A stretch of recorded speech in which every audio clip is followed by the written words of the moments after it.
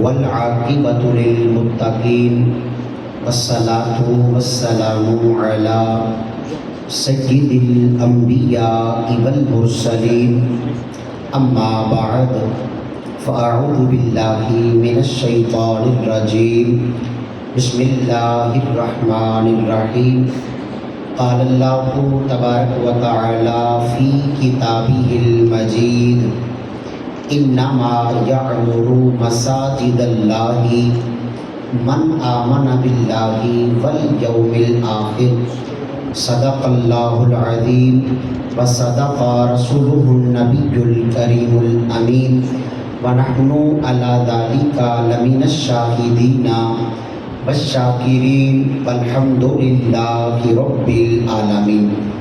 نہایت ہی واجب الاحترام سادات کرام، حفاظ کرام، جتنے بھی مہمان آج کی درس قرآن کریم بسلسلہ 11ویں شریف اس محفل ذکر میں تشریف لائے، آپ سب کو السلام علیکم ورحمۃ اللہ وبرکاتہ۔ آج کی محفل پاک کی زیر صدارت ہمارے بڑے ہی محترم بزرگ، ہماری محفلوں کی رونق سید افتخار حسین شاہ صاحب آپ فرما رہے ہیں، اور ان کے صاحبزادے سید عاطف حسین شاہ صاحب جنہوں نے ماشاءاللہ یہ کوشش کی کہ حضور شیخ عبد القادر جیلانی حضور غوث پاک رحمۃ اللہ تعالیٰ علیہ کے ماہانہ ختم پاک کا اہتمام کیا جائے، تو اپنی کوشش میں کامیاب ہوئے۔ آج الحمدللہ پہلی یہ ماہانہ محفل پاک ہے، اور خصوصی تعاون ہمارے بڑے ہی محترم چودھری طارق بول صاحب، انہوں نے فرمایا اللہ کریم کے دربار میں دعا کرتے ہیں کہ اللہ تعالیٰ آج کی محفل ذکر کو اپنی بارگاہ میں قبول فرمائے۔ بڑی پیاری ماشاءاللہ یہ مسجد بنی ہے، اور میرے خیال کے مطابق مسجد کے افتتاح کے بعد آج اس مسجد میں پہلی محفل پاک ہو رہی ہے، تو میں نے بھی یہ نیت کی ہے کہ چند ایک باتیں مسجد کی آباد کاری کے حوالے سے، اور پھر ہمارے غوث پاک رحمۃ اللہ تعالیٰ علیہ کو مسجد سے کتنا پیار تھا، اس حوالے سے اپنے وقت کے اندر چند باتیں عرض کرتا ہوں۔ قرآن کریم 10واں پارہ سورہ توبہ آیت نمبر 18، اللہ فرماتا ہے انما یعمر مساجد اللہ، بالکل سادہ ترجمہ آپ کی سمجھ میں آئے۔ اللہ فرماتا ہے بے شک وہ لوگ جو مسجدوں کو تعمیر کرتے ہیں، مسجدوں کو تعمیر کرتے ہیں، اللہ فرماتا ہے یہ کوئی عام نہیں، یہ وہ لوگ ہیں جنہوں نے اللہ کی ذات پر بھی ایمان لایا اور آخرت کے دن پر بھی ایمان رکھتے ہیں۔ پتہ چلا مسجدوں کو تعمیر کرنے والے بے ایمان نہیں ہو سکتے، مسجدوں کو تعمیر کرنے والے پہلی صفت اللہ فرماتا ہے وہ ایمان والے بھی ہیں، اللہ کی وحدانیت کو ماننے والے ہیں، اور آخرت کے دن پر بھی ان کا یقین اور ایمان کامل ہے۔ اب قرآن کریم کے اندر 6666 آیات بینات ہیں، جن کی تفسیر کے اندر احادیث ترغیبات بھی بیان ہوئی۔ یہ جو قرآن پاک کی آیت ہے نا، اس کی تفسیر کے اندر ایک بڑی پیاری میرے آقا اسلام کی حدیث پاک ہے، جب آپ سنیں گے تو یقین سے آپ کا ایمان تازہ ہوگا۔ تفسیر در منصور کے اندر امام جلال الدین السیوطی شافعی رحمۃ اللہ تعالیٰ علیہ، یہ کوئی عام امام نہیں، وہ امام سیوطی جن پہ اللہ کا اتنا کرم تھا، جنہوں نے جاگتی آنکھوں سے 75 مرتبہ حضور کا دیدار کیا۔ تفسیر قرطبی لکھنے والے امام عبداللہ قرطبی رحمۃ اللہ تعالیٰ علیہ، تفسیر ابن کثیر کے مصنف و مفسر امام حافظ ابن کثیر علیہ رحمہ، ان مفسرین نے اس آیت کے تحت اس بات کو لکھا کہ نبی کریم علیہ السلام جلوہ فرما تھے، صحابہ کرام بھی موجود تھے۔ میرے کریم آقا علیہ السلام نے نا بڑی پیاری بات ارشاد فرمائی۔ حضور فرماتے ہیں کہ اے صحابہ، جب تم کسی بندے کو دیکھو کہ اس کا آنا جانا مسجد میں لگا رہتا ہے، تم اس کے ایمان کی گواہی دیا کرو۔ اگر تم کسی کو دیکھو کہ اس کا آنا جانا رب کے گھر میں لگے، اس کے ایمان کی گواہی دو. کیوں؟ اس کے ایمان کی گواہی رب اپنے کلام کے اندر دے رکھا ہے. انما یعمر مساجد اللہ من آمن باللہ والیوم الآخر، کہ اللہ کے گھروں کو ایمان والے تعمیر کرتے ہیں اور آخرت کے دن پر ایمان رکھنے والے. اب سوال پیدا ہوتا ہے، ایک ہوتا ہے مسجد تعمیر ہو رہی ہے، مسجد کے اندر سیمنٹ، سریا، ریت، بجری، ان چیزوں کی حاجت ہے. کوئی اللہ کا بندہ کہتا جی میں اتنے پیسوں کا سیمنٹ لے دوں گا، اتنے پیسوں کا سریا لے دوں گا، وہ تعمیراتی کام. سوال پیدا ہوتا ہے، رب تعالیٰ قرآن میں فرما رہا ہے انما یعمرو، یعمرو کا مطلب ہے تعمیر کرنا، مسجد کو بنانا. اب اس سے لفظ یعمرو کا مطلب کیا ہے؟ تفسیر مظہری کے اندر قاضی ثناء اللہ پانی پتی رحمۃ اللہ تعالیٰ علیہ نے اس لفظ کے 4 مطلب تفسیر میں بیان فرمائے، اور یہ 4 مطلب ہی آج کی محفل کا اصل ہے. آپ فرماتے ہیں کہ یہاں پر اللہ جو یہ فرما رہا ہے نا میرے گھروں کو تعمیر کرنا، یہاں تعمیر سے مراد ہے اللہ فرماتا ہے میرے گھروں کو آباد کرو، میرے گھروں کی آباد کاری مراد ہے. اب آپ فرماتے ہیں کہ اللہ کے گھر کس کس طرح سے آباد ہوں گے. آپ نے 4 کاموں کا درس دیا. فرماتے ہیں پہلا کام، نماز کا وقت ہو جائے، امام صاحب مؤذن صاحب اعلان کریں، اذان دیں، حی علی الصلاۃ، آؤ نماز کی طرف، حی علی الفلاح، آؤ کامیابی کی طرف. سارے کام کا چھوڑ کے رب کی بارگاہ میں حاضر ہو جاؤ. جو بندہ اپنے گھر سے چل کے اللہ کے گھر میں آتا ہے، میرا رب اس بندے کو قدم قدم عزتیں عطا فرماتا ہے، قدم قدم نیکیاں عطا فرماتا ہے. پتہ چلا مسجدوں کو آباد کرنے میں پہلا کام یہ ہے ہم پابندی کے ساتھ اللہ کے گھر میں حاضر ہو کے نماز با جماعت ادا کریں. دوسرے نمبر پہ امام قاضی ثناء اللہ پانی پتی رحمۃ اللہ تعالیٰ علیہ نے ہماری تربیت فرمائی. فرماتے ہیں مسجدوں کو آباد کرنے کا دوسرا طریقہ کیا ہے؟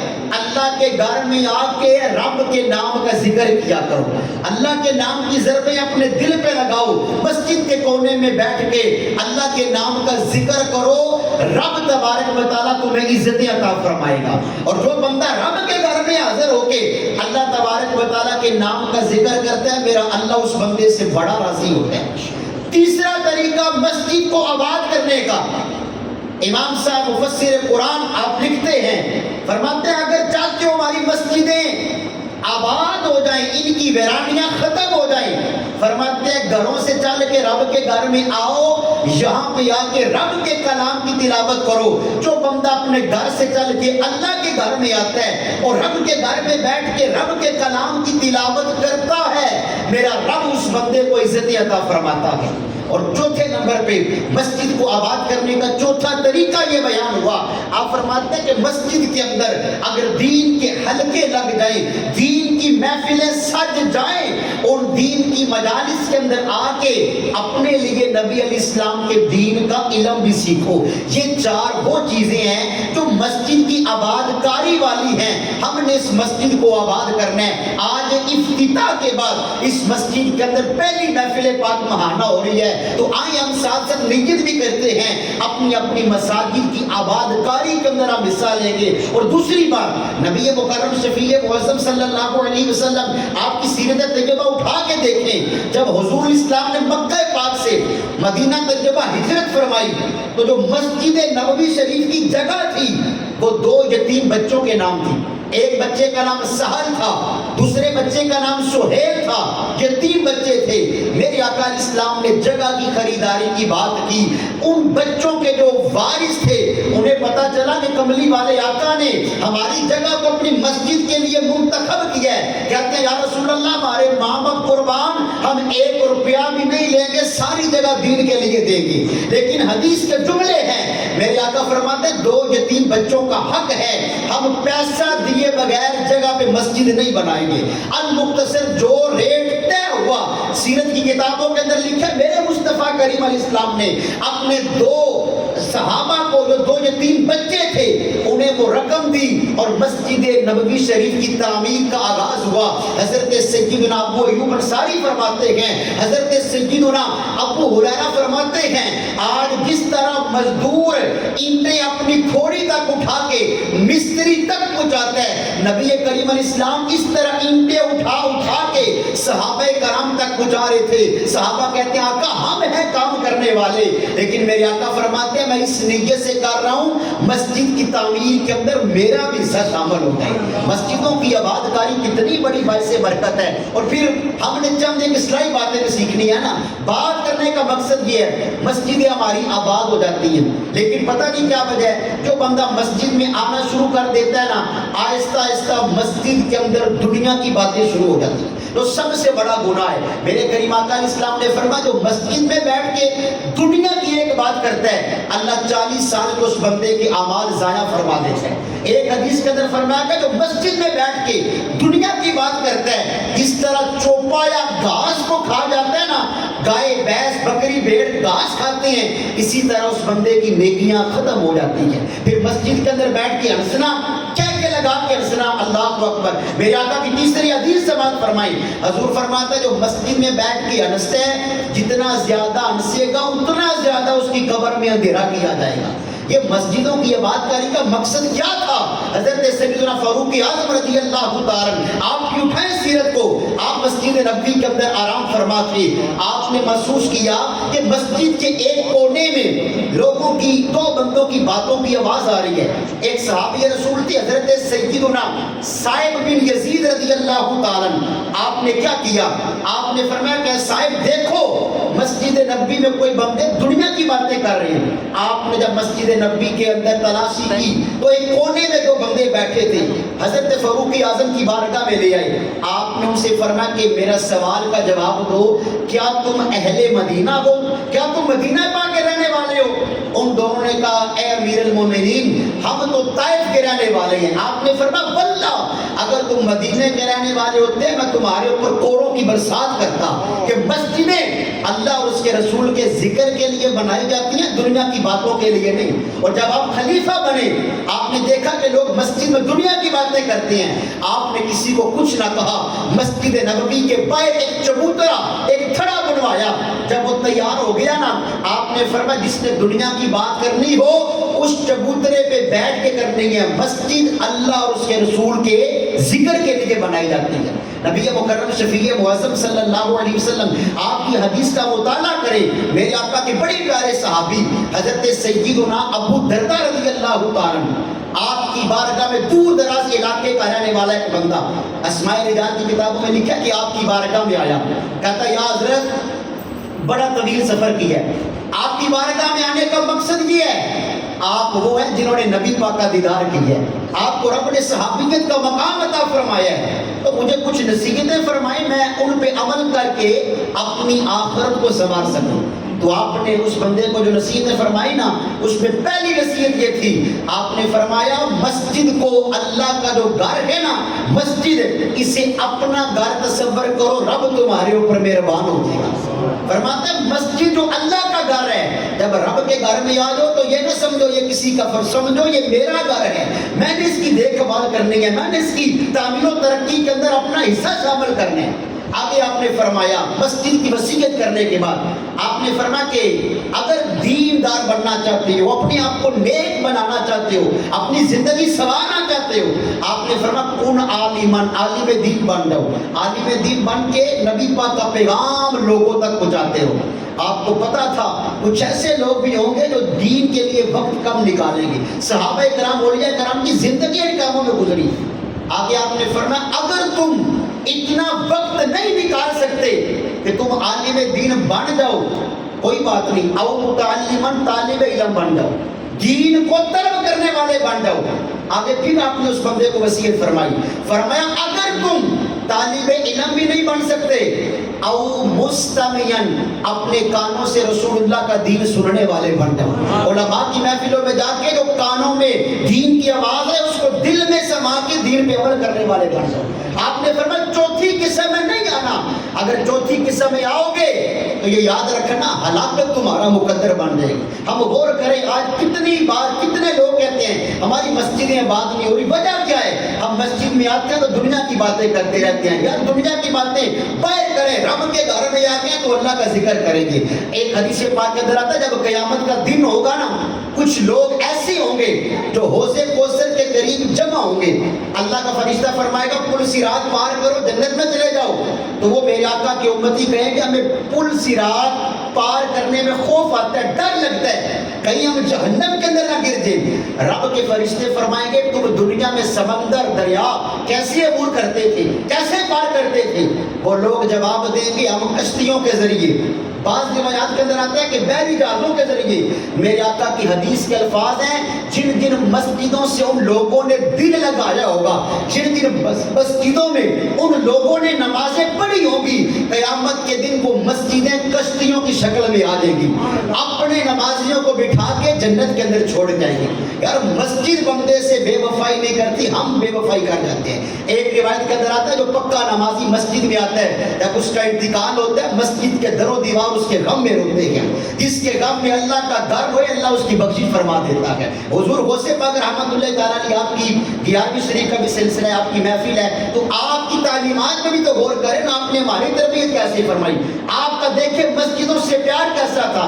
نماز پڑھنی ہے رب کے گھر میں آ کے، قرآن پاک پڑھنا ہے اللہ کے گھر میں آ کے، کتنے سال اللہ کے گھر میں بیٹھ کے آنے والوں کو درس دیتے رہے، کتنے سال آپ اللہ کے گھر میں بیٹھ کے کبھی دمشق کے اندر گئے، کبھی بغداد کے اندر گئے، جن جن علاقوں میں گئے حضور غوث پاک نے اپنے لیے جو مقام پسند کیا وہ رب کا گھر تھا۔ اور یہ خالی غوث پاک کی بات نہیں، جتنے بھی اولیاء دیکھ لیں ان اللہ والوں کو اللہ یہ مقام عطا فرماتا ہے کہ یہ رب کے گھر سے بڑا پیار کرتے ہیں، انہیں اللہ کے گھر سے بڑی محبت ہوتی ہے۔ اس کی وجہ یہ ہے اللہ کے گھر سے کیوں نہ محبت ہو، آئے نہ سنتے نبی پاک کی حدیث پاک، صحیح بخاری کے اندر میرے آقا کی حدیث موجود ہے، جامع ترمذی کے اندر حدیث موجود ہے، ان ابی ہریرہ رضی اللہ تعالی عنہ، میرے آقا کے صحابی حضرت سیدنا ابو ہریرہ رضی اللہ تعالی عنہ، آپ فرماتے ہیں نبی کریم علیہ السلام نے ایک دن سوال کیا، سوال یہ کیا الا ادلکم الا ما یمحو اللہ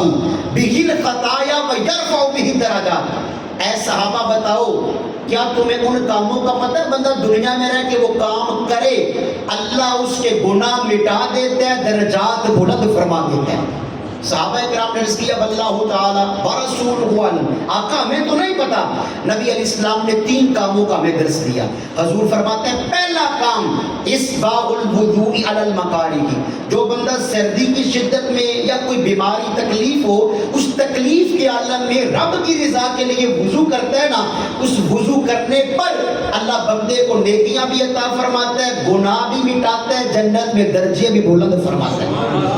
آگے آپ نے حضور نے فرمایا، میرے آقا فرماتے ہیں کہ جو بندہ اپنے گھر سے پیدل چل کے رب کے گھر میں نماز کے لیے آتا ہے نا، اللہ اس بندے کے بھی گناہ مٹاتا اور جنت میں درجے بلند فرما دیتا۔ اور تیسرے نمبر پہ میرے کریم آقا علیہ السلام نے فرمایا کہ صحابہ تم رباط کیا کرو۔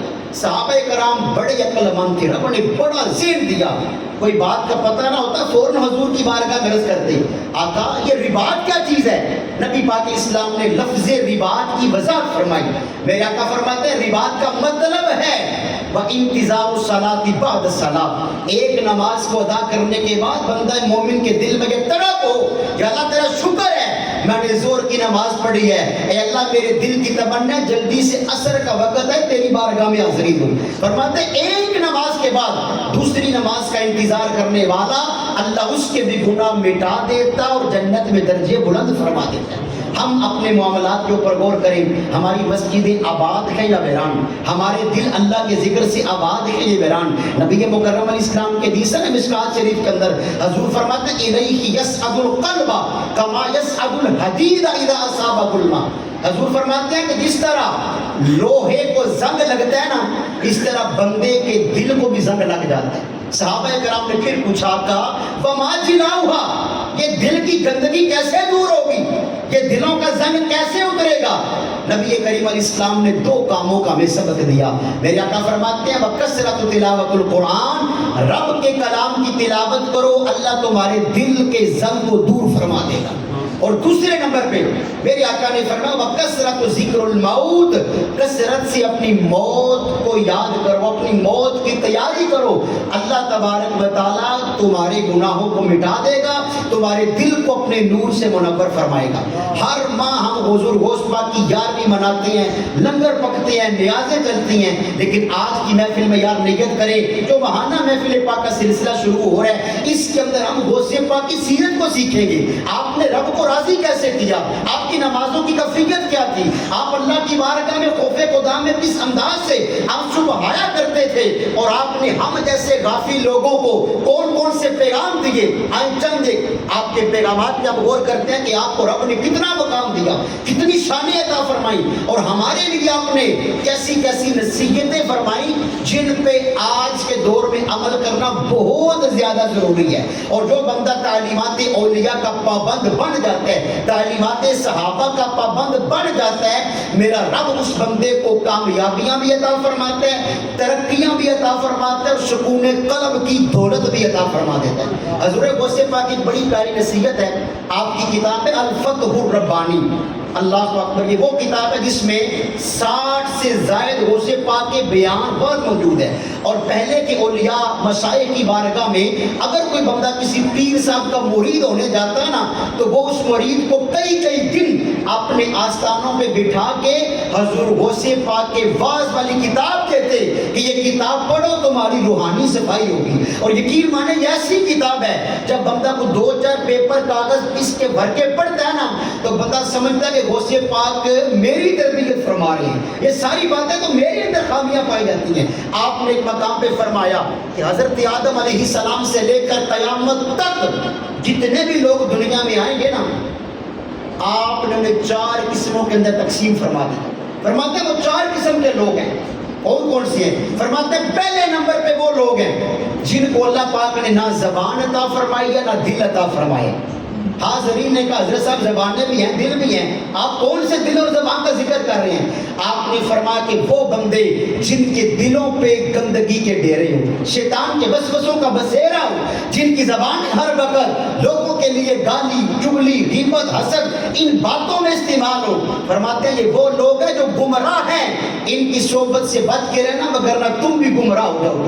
جن کے دل بھی شیطان والے ہیں، جن کے زبانوں کے اوپر بھی غلط باتیں آتی ہیں۔ آگے آپ نے فرمایا دوسری قسم کے لوگ وہ ہیں جن کے پاس زبان تو موجود ہے مگر دل موجود نہیں ہے۔